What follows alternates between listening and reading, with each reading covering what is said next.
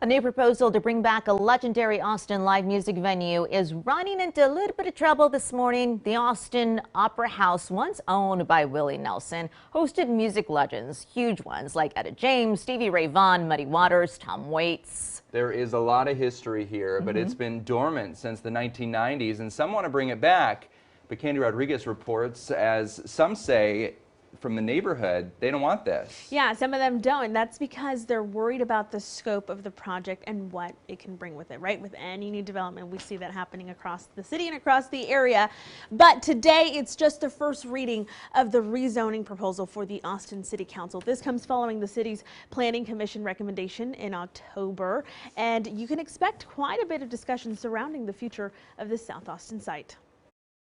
Some Travis Heights and Fairview Park neighbors don't want the Austin Opera House to make a comeback. Our partners at the Austin Business Journal report neighbors are concerned about future traffic and noise impacts. People are going to be coming through here quite a bit.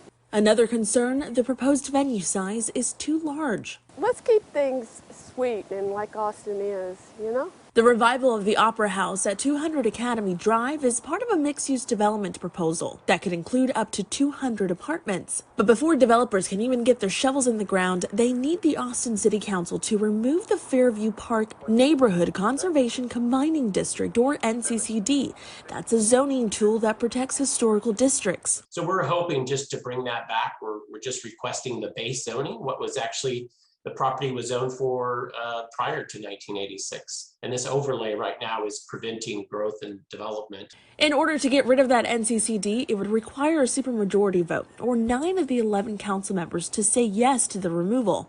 That's because the neighbors have filed a valid petition against getting rid of the NCCD. And that's a provision of state law to make sure that zoning changes, have a certain amount of consensus and support from those property owners that are immediately adjacent and nearby it. The Austin City Council member over that district, Kathy Tovo, says she understands the neighbors' concerns, but says there could be room for compromise. So I do support making changes to the NCCD to allow for more housing development on that site.